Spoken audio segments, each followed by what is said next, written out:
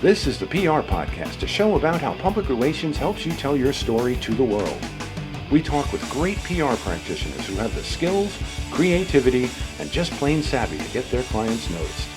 Now here's your host, Jody Fisher. Hey everyone, and welcome to the PR Podcast. I'm Jody Fisher. Thanks for joining us. Well, make sure you're watching on YouTube. We know podcasts were originally created for audio, right? So you can listen on Apple and Spotify. And we love it when you listen on Apple and Spotify, and we can see when you're listening on Apple and Spotify because we have metrics.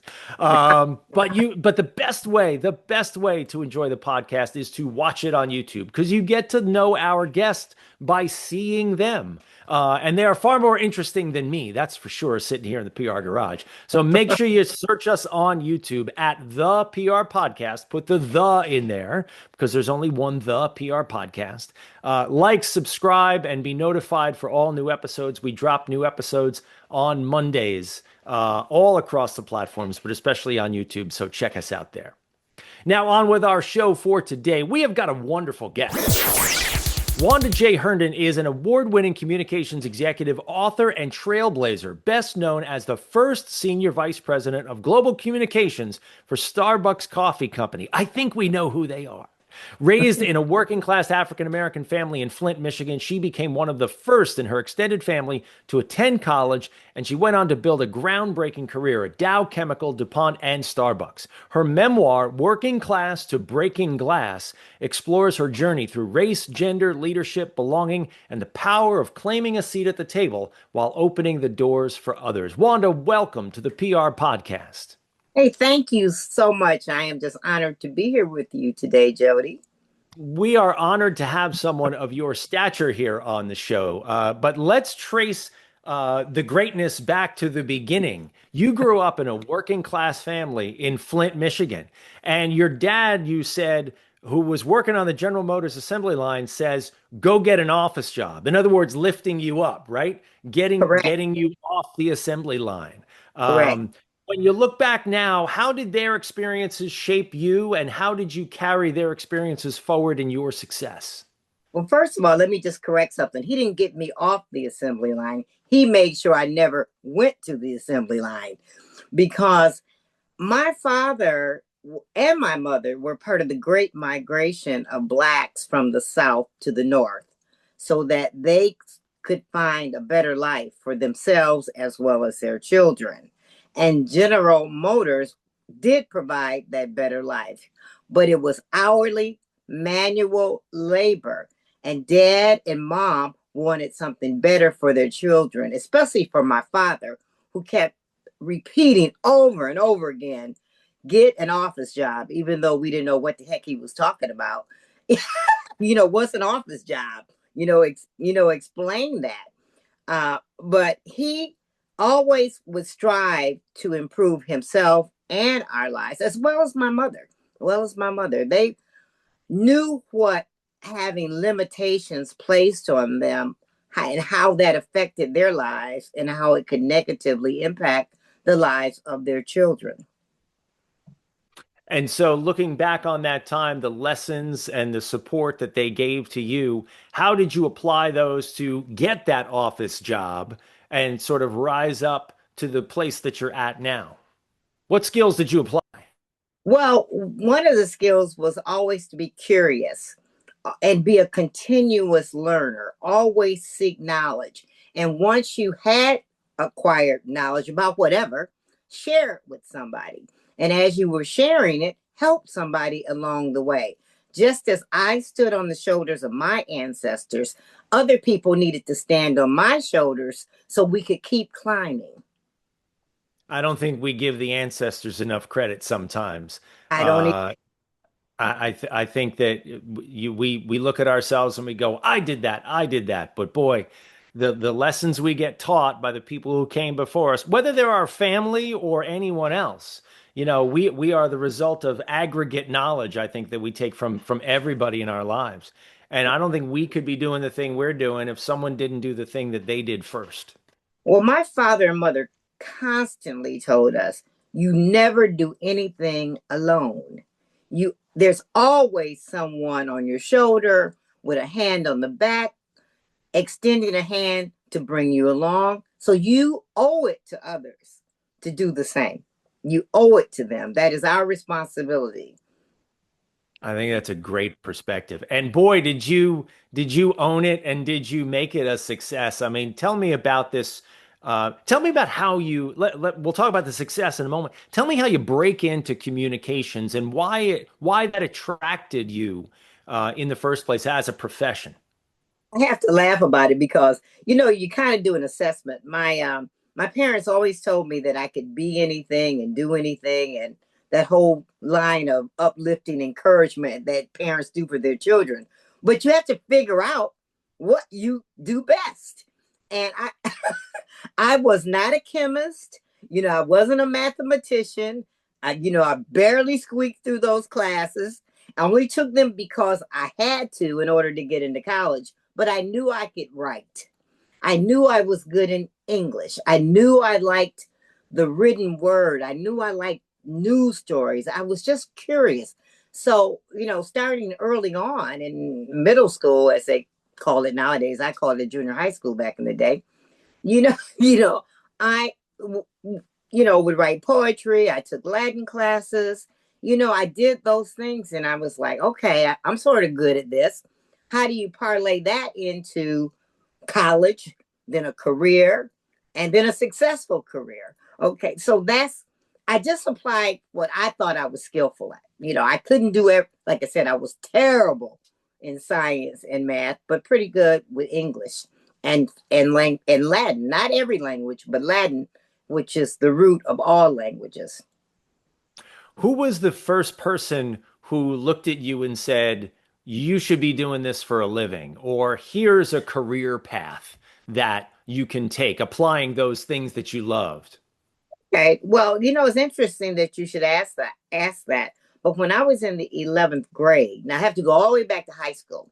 A lot of people poured knowledge into me. And I was very fortunate that my high school guidance counselor, as well as my 11th grade journalism teacher, saw potential, and they nurtured that potential in me. And especially my 11th grade journalism instructor or teacher, Mrs. Strong, she took me to Michigan State when I was 16 years old to meet the dean of the School of Journalism at Michigan State. Now, mind you, I had already been there when I was 13 on a Latin club trip with Mrs. Ennis, who happened to be an African-American woman like me. So I said, oh, if she can do this, so can I. And then Mrs. Strong, who happened to be a Caucasian woman, said, oh, you're a pretty good writer. You could be a journalist, and just get your journalism degree, and I'm sure you can find a career in the field of journalism. Now, nobody was talking business because, I wasn't like trying to go to business school. Okay. They were just saying that you have a skill in communications that you possibly can apply to a career in journalism. So I said, okay, that sounds like it fits. And like I said, when you're a journalist, and I like to refer to myself as a journalist because you have a natural curiosity about telling stories. And one of the goals I had for myself, and I believe I said it in the book a few times, I wanted to be a truth teller. I wanted to share stories about whatever, and especially about the path that Blacks followed to get to from the South to the North, from here to there, from Flint, Michigan to Starbucks. There's a story there, and we need to share those stories. You worked as a journalist. Where did you work? No, now this is what's funny. It was kind of funny to me. The only journalism jobs I ever had, it was in high school as the features editor of the high school newspaper, and at Michigan State, I was hired right out of high school and into college as a reporter covering the diversity beat. Only for the Michigan State News. Only time I worked as a reporter. I tried to get a job as a reporter with the Flint Journal when I graduated, but I was not hired. They did not hire me, even though I had an offer from the Battle Creek Inquirer News. But in 1974, I couldn't live on $6,800 a year. So That's I about never, what journalists are getting paid these days too. no, hey, I couldn't, I followed the money and I went to work in the Michigan House of Representatives versus working as a reporter. So I never followed that path. And I ended up following the business route, which was in public relations. But you never let go of the storytelling route, right? No, because I like to say I'm kind of creative by nature. And one of the things I was able to do at these companies, Dow, DuPont, and Starbucks, was to tell stories and guide. I had to tell the company stories. So that, nurtured my soul when I could add some creativity to the story of building a brand at Starbucks, or to build, to communicating the story of 100-year-old company like DuPont and Dow. So you have to be able to, when you write a press release, you got to tell a story. So there you have it. Which one comes first, Dow, DuPont, or Starbucks? Dow, DuPont, then Starbucks. And even before Dow was the Michigan House of Representatives. That Right. was, And yeah, so walking into those environments in the 1970s, yes, late as a 70s. black woman, I've got to imagine you are fighting an uphill battle, right? That's an understatement There you because you go. you automatically stand out, so you don't exactly blend in. And so I Well, was, you don't blend yeah, in any way. I mean, but we'll leave that aside. Go ahead. but it's very interesting now that I look at it. I knew that I was chartering new territory, that I was paving a way out of no way, as they say in church, paving a way for others to follow me. So there I was, this black woman, well, black girl, basically I was 20, 25, 26, something like that, going into a corporate environment. And I had no knowledge of what corporate life would be like because I wasn't from a corporate family. I didn't have that, that example. But I knew that I had to use my difference to my advantage. And people were naturally curious about everything when it came to me. Like when I interviewed and I thought that was kind of laughable because I'm like, man, I'm just trying to make a living. Okay. I just want to have my career. I want to compete and I want to do good work. So when I interviewed for the first position in corporate America at Dow Chemical, the head of the communications department asked me if I had ever taken Latin. And I had, in junior high and high school, to fulfill the requirements to get into college. And I said, yes. And he says, well, it's quite evident by the way that you wrote your resume. Now that was a supreme compliment. And all I said, well, this is so, oh God, this is so bad. But in my mind, I'm like, was he surprised that my nouns and verb tenses match? What is so unique about this? This is how I was educated. So, and I realized also, I had that little snide thing going on in my head, but I realized that I had been gifted a wonderful education and I had earned a wonderful education. Nobody gave me anything. You had to earn it. That's the one lesson that I want people to know. If they take anything from my stories, that you have to earn it. Nothing is given to you. And once you earn it, you got to give it to somebody else so they can earn it. You got to give your knowledge to somebody so they can have the similar experiences if they want it. If they want it.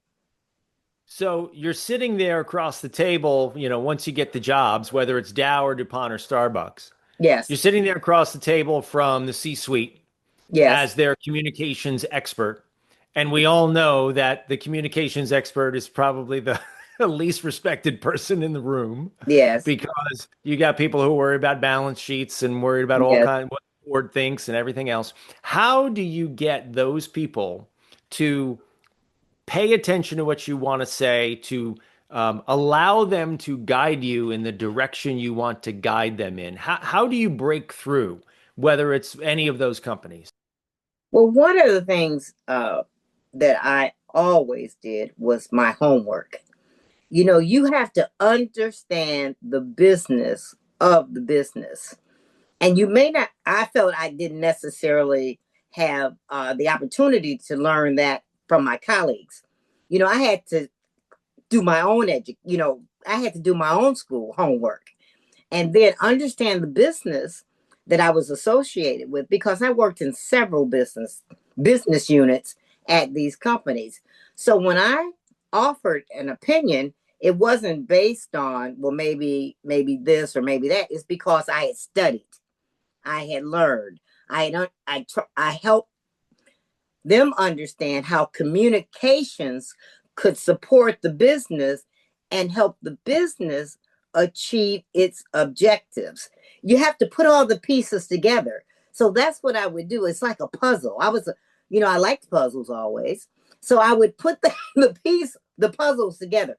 This is how communications can help solve a business problem. You can't solve a business problem unless you communicate what the problem is and how you're going to solve it using various tactics.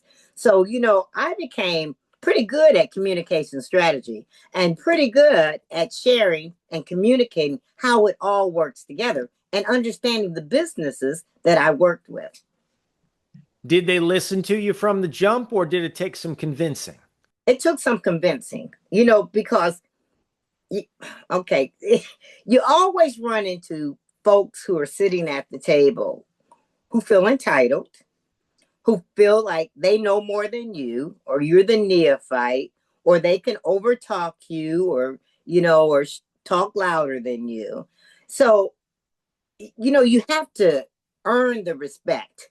I didn't enter a room and people said, "Oh, she's brilliant." I had to deliver a result. And the more I was able to deliver, put good teams together, support the business strategies and the objectives, put together communication strategies to support those objectives, the more respect I gained. And part of that was by not being quiet. You have to speak up. Sometimes I would look around and my fellow colleagues, some of them were male, many of them were male. And I would listen to some of these responses and I'm like, where in the world did they get that from? I had to see they pull that out of there. What? I mean, like, I've been up all night studying this and they're saying something that makes absolutely no sense. That cannot be me. I would not get away. I could not get away with saying some nonsense. I had to back up things with fact. That's why I said I studied. I studied my businesses and I also met with the leaders within those businesses to find out how I, as the leader of corporate communications and my team, could support them achieve their objectives. You got to talk to folks. You don't learn by not talking and studying. And you must have been incredibly effective because at Starbucks, you became the company's first senior vice president of global communications. That was a new title that you stepped into? Well, what happened, I was hired as vice president of communications and public affairs. And I was hired by Howard Schultz, who was the chairman and CEO at the time. And I was like, now, if I'm the first one to have this job and they're asking me to put together and develop and build a communications function, why don't I have the title or I am not viewed as senior vice president of global communications? Because I knew there were people who had senior VP titles. So I asked the HR person who had recruited me, who happened to be a woman of color, Sharon Elliott, why isn't this position leveled at senior VP? I have never been afraid to ask. So her response was, you need to ask Howard Schultz. He's your boss. So I said, okay, that's the way we roll it. Okay. So what do I have to lose? Nobody had really hired me. They were offering me a position. So I called Howard and I asked him, why is this position not leveled at the senior VP level? And I can't even remember what he said about the why, but I remember the what. He said, if you want that role, if you wanted that position leveled there, you have to earn it. And you'll have a year to do that. And I said, I accept I can do this. So it took a little over a year because of the budget cycle, but within 15 months, my position had been up leveled to senior VP. So, it's just how it goes. I'm back to Jody earning it. You got to do the work. During that first year, I had to work with the international group to open Japan, Starbucks' first, I want to get it right. Its first region outside of the United States, its first international market. It was his first market outside of the United States. Oh, well, outside of North America, because we already were in Canada. And that was something I was expected to do. And guess what? I did it. Guess what? Up leveled the position. But it's great to hear you say that you went right at it and asked about it. And I teach my kids, you are going to not get 100% of what you don't ask for. You got Yes. to ask for it first. And then, as you said, you got to prove it. You got to earn it. You got to bring the receipts. Yes. And you did that. And And you did that. thank you. People who don't bring the receipts, trust me, they don't stick around long. You got to earn it every day, every day.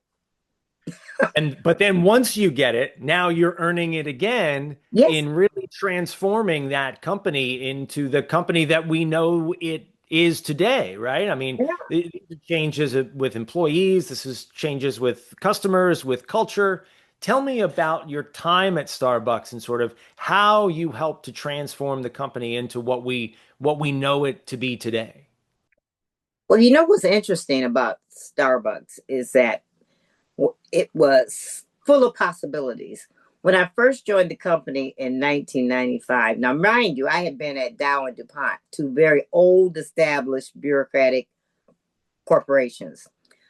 Come to Starbucks, and it's like being in the wild, wild west.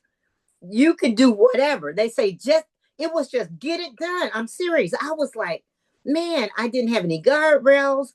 He said, you come here with knowledge, use it. So I'm like, okay, I will.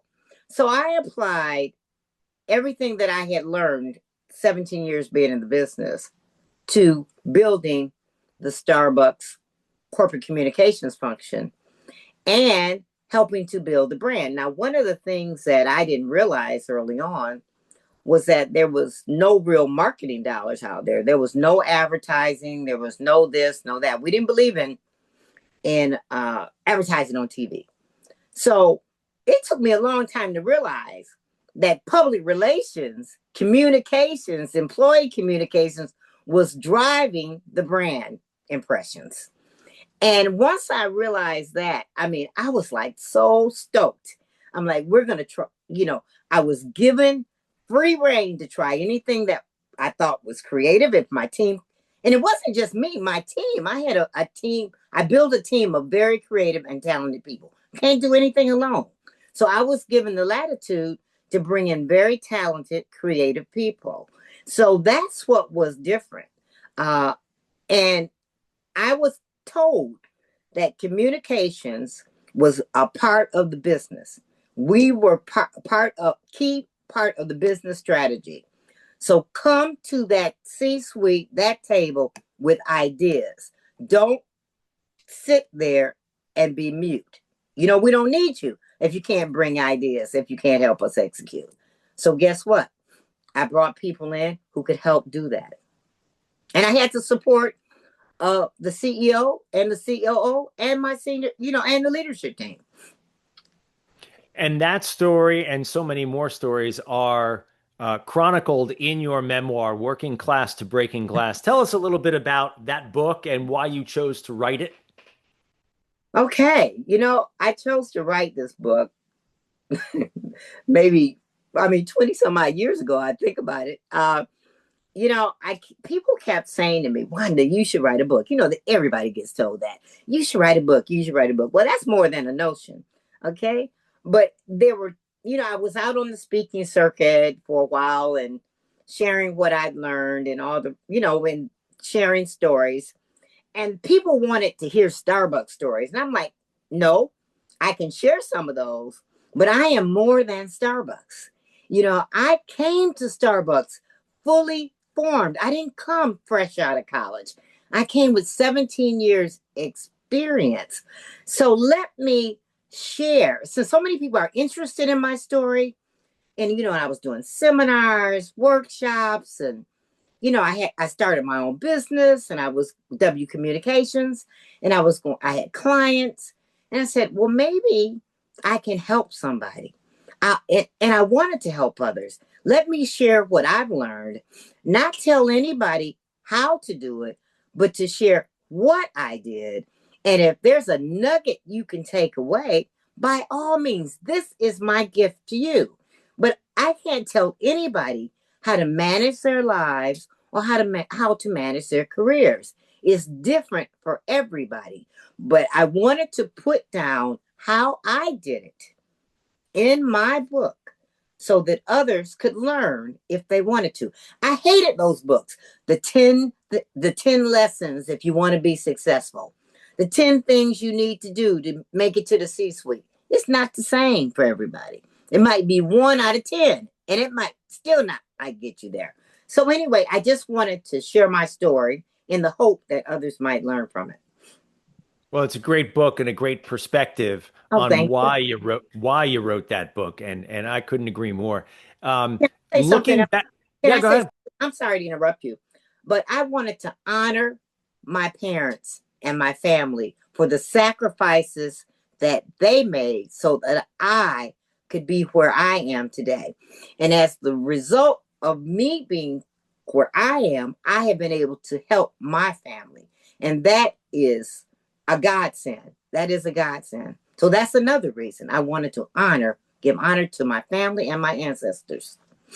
And probably one of the most important motivations that we can do anything, right, is to take care of the people around us, whether our family, friends, the people that we love, and the people who look to us. Yes. For sure. So if you could sit down with young Wanda Herndon back in Flint when she was, 12 or 14 years old, looking for that direction, looking for that office job, as your dad told you, what would you tell her about the journey she was about to embark on? I would tell her it's going to be fantastic and it's going to be one full of challenges and obstacles that she would be able to overcome because she is prepared. She has been prepared for this journey. And that goes all the way back to the ancestors. You are prepared. You can do this. I would tell her that on this journey, no one would be able to stop her because she believed in herself and others believed in her. Wanda, I am hugely inspired by you, and I hope our listeners are too. Thank you so much for sharing your story and being on the show today. Oh, Jody, this has been a pleasure. It's just wonderful to talk to you. Thank you for this opportunity. It's our pleasure as well. We are not done with you yet, however. We are going to segue now into the rapid fire question portion of our podcast. This is where we steal a page from inside the actor's studio. We ask our guests a series of rapid fire questions meant to elicit a simple answer, maybe a laugh or two. I think we're going to get that today. With your indulgence, Wanda J. Herndon, let's begin with rapid fire question number 1. What is your favorite news source? MS Now. Good one. Very good one. Rapid fire question number 2. What's your favorite social media platform? LinkedIn.